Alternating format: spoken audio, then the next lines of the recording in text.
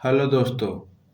आज की वीडियो में बात करेंगे हम जींद डिस्ट्रिक्ट के बारे में।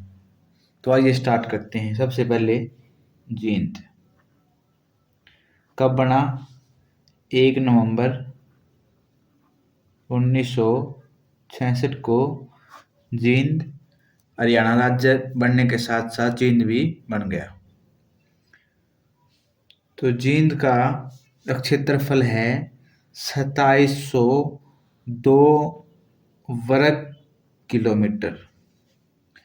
ये इसका क्षेत्रफल है। उसके बाद बात करते हैं जींद की तहसील। तहसील कौन सी हैं? तहसील हैं उचाना, नरवाना, सफीदों,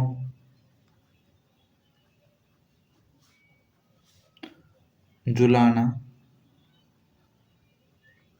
ये है इसकी तहसील। फिर बात करते हैं इसके उपनाम। उपनाम क्या हैं? हरियाणा का हृदय, हरियाणा का हृदय। दूसरा है दूध नगरी, दूध नगरी। तीसरा है जयंती पुरी या जयंती नगर, जयंती नगरी। ये इसके उपनाम हैं। तो हरियाणा का हृदय क्यों बोलते हैं? क्योंकि ये हरियाणा के बीच में है। और अगर ऑप्शन में जींद नहीं आता है तो रोहतक आता है, तो फिर हम हरियाणा का हृदय रोहतक को बोलेंगे। तो हरियाणा का हृदय जींद बीच में है। इसकी सीमा 7 जिलों के साथ लगती है। 7 जिलों के साथ इसकी सीमा बनती है। दूसरा नाम इसका है दूध नगरी। दूध नगरी है तो क्या है? इसमें भैंस हैं मुर्रा नस्ल की। मुर्रा नस्ल की जो भैंस हैं वो ज़्यादा है, इसलिए इसमें दूध ज़्यादा है। तीसरा है इसका नाम जयंतीपुर या जयंती नगरी। क्यों क्यों नाम पड़ा इसका ये? क्योंकि यहाँ पर जयंती देवी का मंदिर है। जयंती देवी का मंदिर। तो जयंती देवी कौन थी? ये इसका संबंध महाभारत से है। महाभारत के युद्ध से पहले पांडवों ने जीत के लिए एक देवी से प्रार्थना की कि हमें जीत दिलाए।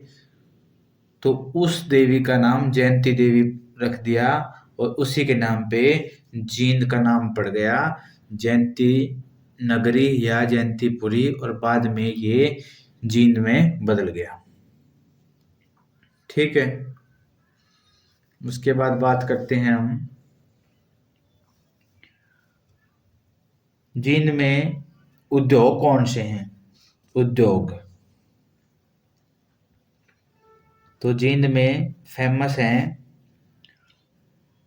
साइकिल, चमड़ा तथा चीनी उद्योग। ये यहाँ पे उद्योग हैं। उसके बाद बात करते हैं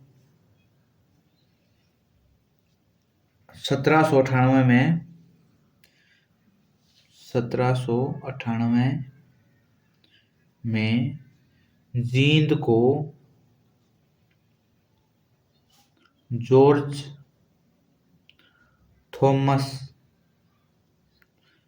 ने जीत लिया था। मतलब 1798 में जींद का मालिक कौन था? George Thomas. तो उसके बाद बात करते हैं जींद में एक विद्रोह हुआ था। जींद का विद्रोह, उसका नेता कौन था? ये सवाल पूछा जा चुका है। उसका नेता था, मतलब उसकी अगुवाई किसने की थी? प्रताप सिंह। प्रताप सिंह ने उसकी अगुवाई की थी। उसके बाद बात करते हैं, यहाँ पर एक संग्रहालय है। संग्रहालय का क्या नाम है? जयंती देवी पुरातत्व संग्रहालय।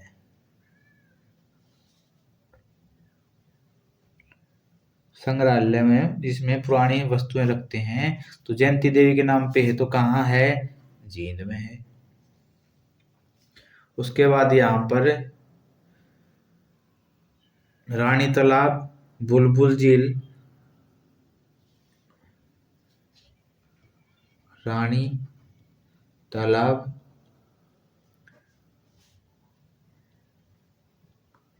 बुलबुल झील या पर्यटक स्थल हैं ये दोनों।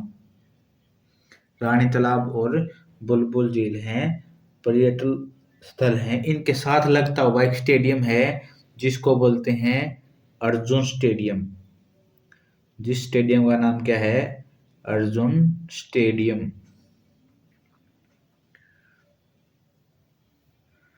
उसके बाद बात करते हैं यहाँ पे जो तीर्थ हैं, तीर्थ, तो सबसे इम्पोर्टेंट तीर्थ है पांडु पिंडारा तीर्थ।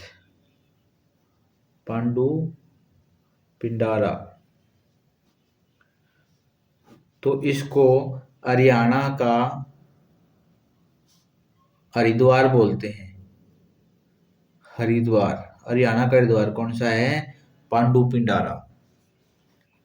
तो ऐसा माना जाता है कि महाभारत में युद्ध के बाद पांडवों ने 12 वर्षों तक 12 वर्षों तक सोमवार की अमावस्या के लिए इंतजार किया और इस स्थान पर पांडु पिंडारा पर अपने जो पूर्वज थे उनके लिए पिंड दान दिया।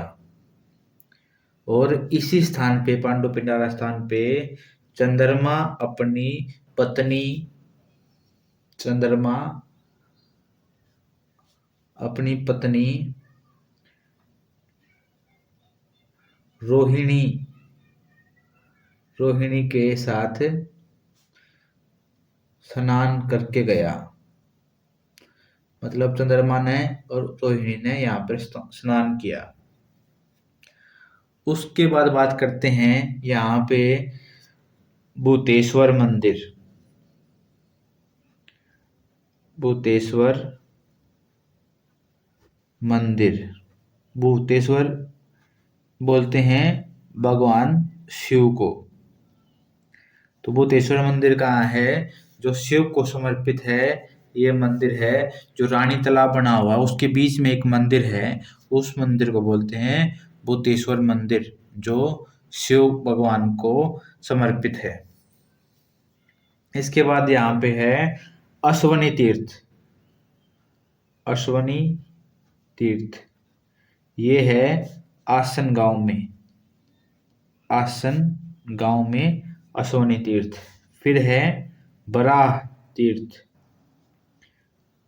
बराह तीर्थ है बराह गांव में। बराह गांव में ऐसा माना जाता है कि जब भगवान विष्णु ने बराह का अवतार लिया तो ये बराह तीर्थ, मतलब कि इस गांव में अवतार लिया था, बराह तीर्थ। उसके बाद है यक्षिणी तीर्थ। यक्षिणी तीर्थ ये है दक्षिणी खेड़ा में। उसके बाद है पुष्कर तीर्थ। पुष्कर तीर्थ ये है पोखरी खेड़ी। पोखरी खेड़ी गांव में। उसके बाद है इक्कस। गांव आपने सुना होगा, ढूंढवा तीर्थ। ढूंढवा तीर्थ। तो जब महाभारत का युद्ध चला था तो उसमें क्या हुआ था, भीम और अर्जुन, भीम की और दुर्योधन की जो अंतिम लड़ाई थी उसमें जो दुर्योधन था वो छिप गया था। वो 21 दिन तक एक पानी के तालाब में छुप गया था। तो जो 21 दिन तक छुपा था, जिस तीर्थ में छुपा था, पानी के स्थान पे छुपा था, उसका नाम पड़ गया ढूंढुआ। ढूंढते हुए भी वहां पे आ गया। 21 दिन तक छुपा था, उसका नाम पड़ गया इक्कस। उस गांव का नाम इक्कस और तीर्थ का नाम ढूंढुआ तीर्थ। और ये कहाँ है, जींद में। और फिर भीम ने दुर्योधन को मार दिया था। उसके बाद है हंस हेडर। हंस हेडर तीर्थ कहाँ है, ये है नरवाना में। नरवाना। तो यहाँ पे ऐसा माना जाता है कि ब्रह्मा जी हंस पर बैठकर आए थे। हंस पर बैठकर यहाँ पर आए थे। तो यहाँ पे एक मेला लगता है हंस हेडर तीर्थ पे। कौन सा, बिलसर का मेला। बिलसर का मेला। उसके बाद है, यहाँ पर है हटकेश्वर तीर्थ। हटकेश्वर, ये है हाट गांव। हाट गांव में स्पीतो में हटकेश्वर तीर्थ। ऐसा माना जाता है कि इस तीर्थ पे 68 तीर्थों का लाभ मिलता है। हटकेश्वर तीर्थ। उसके बाद है एक गांव है जामनी। जामनी। जामनी में क्या था, जो भगवान परशुराम था उसके पिताजी जगदामनी चमदाग्नि, जो ऋषि हैं परशुराम के पिताजी, उनकी मंदिर है और उन्होंने यहाँ पे जामनी गांव में तपस्या की थी। उसके बाद है नाग तीर्थ। नाग तीर्थ, ये कहाँ है, ये है स्पीतो में। स्पीतो में जब जन्मेजय ने अपने पिता का बदला लेने के लिए परीक्षित को सांप ने काट लिया था, मतलब जन्मेजय के पिता को सांप ने काट लिया था। तो जन्मेजय ने ऋषियों से एक यज्ञ करवाया सांपों को नष्ट करने के लिए। तो ये नाग तीर्थ कहाँ है, सफीतों में। किसने करवाया था, ये करवाया था जन्मेजय ने अपने पिताजी का बदला लेने के लिए। Janmejaya son of Parikshit. परीक्षित का एक लड़का था और अपने पिता का बदला लेने के लिए इसने ये करवाया था। उसके बाद है इम्पोर्टेंट है जो दमतान साहिब। दमतान साहिब गुरुद्वारा। दमतान साहिब गुरुद्वारा दमतान गांव जींद के अंदर। तो यहाँ पर 9वें गुरु थे जो सिखों के 9वें गुरु तेग बहादुर, वो यहाँ पर जब वो शहीदी देने जा रहे थे तो यहाँ पर रुके थे दमतान साहिब में। उसके बाद एक मेला है बाबा बालूनाथ। बालूनाथ का मेला, ये है खरकराम जी जींद में। उसके बाद है राम राय हद का मेला। ये कहाँ है, राम राय गांव में राम राय हद का मेला लगता है। उसके बाद इम्पोर्टेंट है सच्चा सौदा मेला। सच्चा सौदा मेला। अगर ये प्रश्न आता है डेरा सच्चा सौदा, डेरा लगा दिया इसके आगे, तो ये फिर राम रहीम गुरुजी वाला हो जाएगा, जो आजकल जेल में है। तो ये सिरसा में है। सच्चा सौदा मेला है सिंहपुरा। सिंहपुरा सफीदों में, सफीदों जींद में। उसके बाद है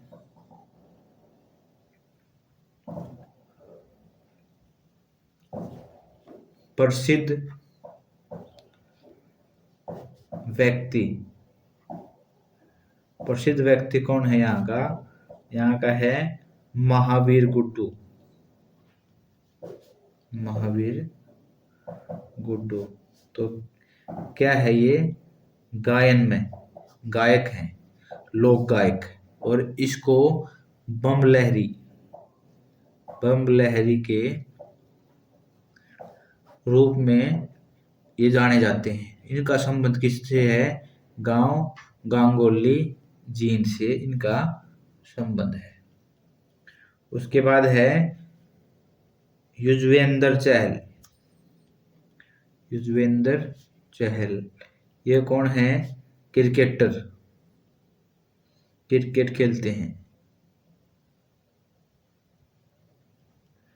क्रिकेट खेलते हैं। इनका संबंध कहाँ से है? जुलाना। तीसरा है कविता दलाल। कविता दलाल ऐसी फर्स्ट लेडी हैं जो WWE की जो फाइट आती है टीवी में, उनमें जाने वाली भारत की पहली महिला हैं कविता दलाल। जिनका संबंध कहाँ से है? जुलाना से, जो प्रोफेशनल फाइटिंग में लड़ते हैं।